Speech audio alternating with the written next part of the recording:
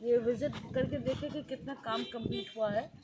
अभी ज़्यादा काम नहीं है, वो काम शायद 1-1.5 महीना में कंप्लीट हो जाना चाहिए।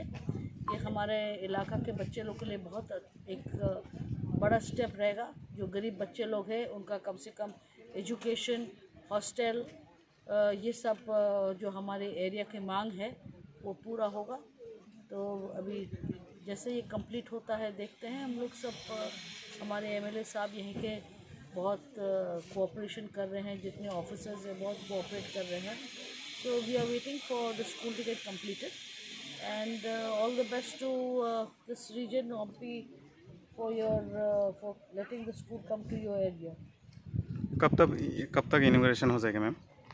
ये आपके लोग तो बोल रहे हैं कि ये 15 तक हो जाना चाहिए। So I am keeping my fingers cross कि 15 तक हो जाना चाहिए।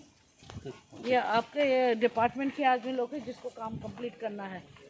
मैं तो फिर आऊँगी इंस्पेक्शन करने के लिए। Thank you.